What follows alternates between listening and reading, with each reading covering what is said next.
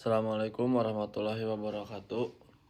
Perkenalkan, nama saya Muhammad Raihan Andira Putra, NIM 200-115 dari TPA 20. Di sini saya akan mempresentasikan tugas teknik pemboran.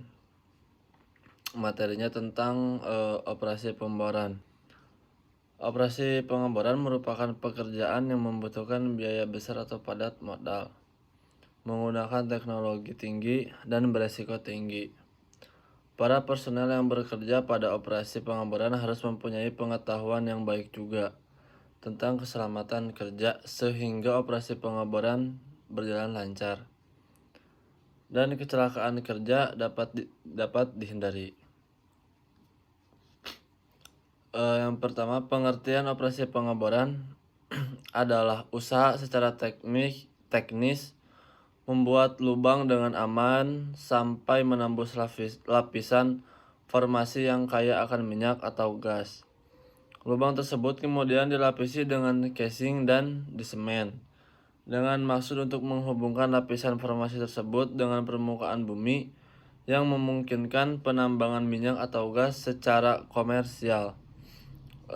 Yang kedua, perkembangan metode pengeboran makin banyaknya permasalahan dalam operasi pengeboran menuntut perkembangan teknologi yang lebih canggih. Di sini ada cable tool drilling atau bor tumbuk. Cara membuat lubang bor dibuat dengan menumbuk mata bor pada lapisan tanah yang akan ditembus. Mata bor tersebut terbuat dari semacam lonjongan pipa casing dan diikat pada kabel yang ujungnya dibuat bergigi yang kuat untuk merusak batuan. Sedang cuttingnya masuk dalam silinder yang merupakan perangkap atau trap. Kemudian diangkat ke permukaan untuk dibuang. Yang kedua ada rotary drilling atau bor putar. Rotary drilling dilakukan dengan maksud membuat lubang sumur dengan memutar rangkaian bor sampai di mata bor agar lapisan batuan mudah dihancurkan. Sedang cutting diangkat ke merkuaan dengan sistem sirkulasi lumpur pemboran. Untuk melakukan rotary drilling diperlukan peralatan pendukung yang lainnya agar operasi pemboran aman. Selanjutnya, rotary drilling dapat dilaksanakan dengan didukung oleh 5 sistem, yaitu ada 5 sistem. Yang pertama, sistem tenaga atau power system. Yang kedua, sistem perangkat atau hoisting system. Yang ketiga, sistem putar atau rotating system. Yang keempat, sistem sirkulasi atau circulating system. Yang kelima, sistem pencegahan semburan liar atau BOP system.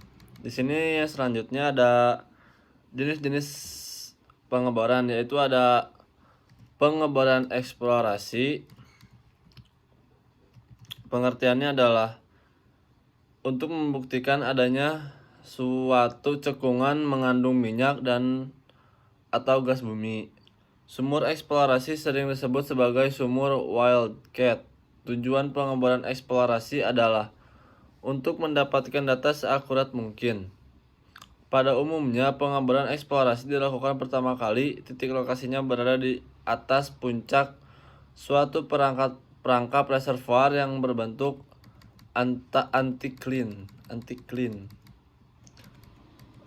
Yang kedua ada pengeboran delineasi. Jenis pengeboran ini bertujuan untuk mengetahui penyebaran reservoir, mencari batas-batas, serta ketebalan reservoir. Pada pengeboran ini sudah ada data sumur dari hasil data-data pengeboran yang dilakukan pada pengeboran, sehingga biaya pengeboran dan konstruksi sumur sudah dapat diperhitungkan secara relatif. Selanjutnya ada pengeboran eksploitasi. Pengeboran ini bertujuan untuk meningkatkan pengurasan terhadap reservoir produksi sekaligus meningkatkan produksi sumur eksplorasi dapat diubah.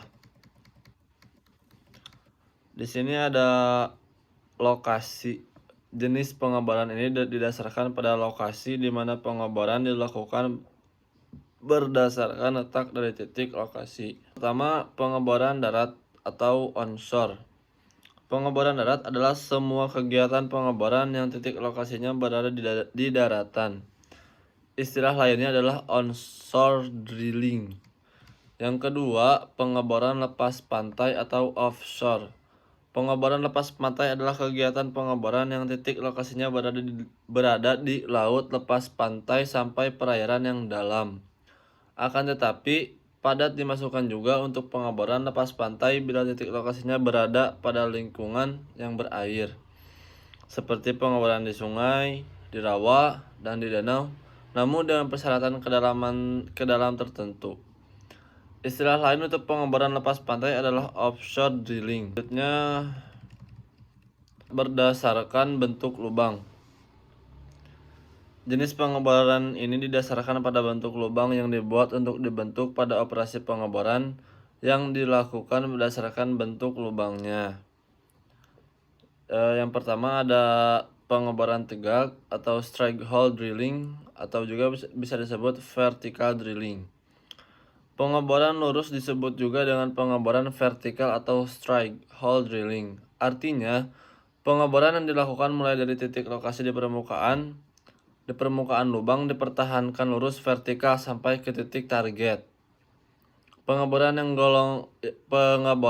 digolongan dalam pengeboran lurus atau strike hole drilling adalah bila memenuhi persyaratan seperti di bawah ini. Jika lubang sumur yang dibuat masuk ke dalam kerucut seperti gambar, maka jenis pengeborannya termasuk kelompok strike hole drilling. Apabila dogleg-nya lebih kecil dari 30 atau 100 ft, tapi lubang sumur keluar dari kerucut seperti gambar, maka jenis pengeborannya bukan lagi termasuk kelompok strike hole drilling. Yang kedua ada pengeboran berarah, atau bisa disebut juga directional dan horizontal drilling. Pengeboran yang dilakukan dengan cara mengarahkan lubang biasa disebut dengan pengeboran berarah atau pengeboran horizontal. Beberapa faktor-faktor penyebab dilakukannya pengeboran berarah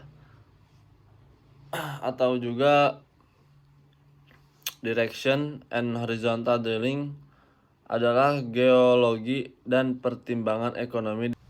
Mungkin sekian dari saya.